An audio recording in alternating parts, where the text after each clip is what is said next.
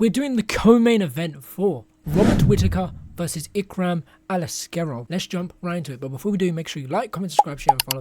Also click the notification bell so you know when I upload. Let's go. We are coming in with the heavyweight. This is probably one of the best bouts on the card in my opinion. Sergei Pavlovich versus Alexander Volkov. Now, wasn't Sergei Pavlovich the guy who fought Tom Aspinall last and was deemed like one of the scariest heavyweights? And then Tom Aspinall got him out there in like 2 seconds, I think it was. It might have been, it's probably longer than that, right? It was about 10, 20. But we're not here to talk about that. We're here to talk about Alexander Volkov versus Sergei Pavlovich and see how they match up, how their skill-wise goes, and who can win this fight. Let's go. Alexander Volkov is 37-10, fighting out of Russia. They are both fighting out of Russia. Alexander Volkov stands at 6'7", weighs in at 250 pounds in his last weigh-in, has a reach of 80 inches, and a 47.5 inch leg reach. Sergei Pavlovich, on the other hand, has an 18-2 record, stands at 6'3" inches tall. He weighed in last time at 257 pounds, has a reach of 84 inches, and a 45 leg reach. Alexander Volkov has the longer legs, but Sergei Pavlovich has the longer reach.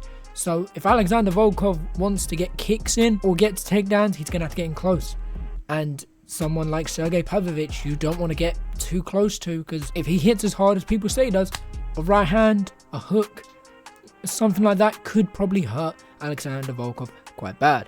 Now, I don't know, we're going to go check win buys. If we're basing it off of just this stat here, Volkov does have the height, but he hasn't got a reach on Pavlovich at all. Because if Alexander Volkov was to put his leg right out straight, and Sergei Pavlovich was to hold his arm right out, you can tell who's got the longer reach, and we all know they both have a longer reach in arms than they do their legs, so that's not too bad. Moving on to win buys, the heavyweights both come in with KOs. Of course they do, they're heavyweights. Sergei Pavlovich has an 83% KO TKO, 0% submission, and a 17% decision, with an average fight time sitting at 2 minutes and 13 seconds, with an average knockdown of 6 over 15 minutes. Alexander Volkov, on the other hand, has a KO TKO percentage of 67%, 8% submission, and a 25% decision, with his average fight time sitting at 12 minutes and 43 seconds, or rounding it down, it'd be 12 minutes. They both can get knockouts. Sergei Pavlovich is 100% going to want to keep this on the feet. He has 0 submissions. He's going to want to keep this on the feet, keep a range, just strike. You can get the KO and TKO. Your average fight time is less, so you've got a gas tank set for roughly about that time. Alexander Volkov, get this down, get a submission. But this is where significant strikes come in. Maybe we can see who actually would do better on the feet. Sergei Pavlovich's last fight didn't really last long, so these stats are not going to be over a full 15 minutes. Sergei Pavlovich landed 8 punches per minute, 48% significant strikes, an average of 5 punches absorbed per minute, with a 55% defense.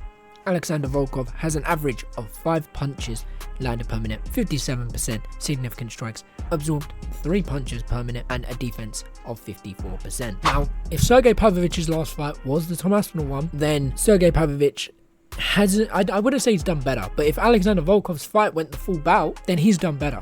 But if they both roughly went the same time, and Alexander Volkov got the knockout, or Sergei Pavlovich got knocked out, Alexander Volkov probably does win this by KO. He absorbed 3 punches per minute. Now, that would be, if it went 3 minutes, that'd be 1 punch per minute. But I don't know. I can't really base this off of much. I didn't see Alexander Volkov's last fight, I don't believe. And Sergei Pavlovich, if I'm correct on the Tom Aspinall one, there's not much to go off of this. So let's go into grappling and see if that gives us any more. Alexander Volkov has an average takedown of 0, because it's under 50. Takedown accuracy is 63%. A takedown defense of 33%. While Sergei Pavlovich's average takedown defense is 75%. Again, there's not much to go off of here. Alexander Volkov definitely can get takedowns, probably should attempt takedowns, get this down to the ground. Pavlovich hits like a truck, get him taken down, and that's how you do it. But that's just my thoughts and my opinions. What do you guys think? Who do you think wins and how do you think win? Popping up, I'll catch you in a bit. Take care. No, please.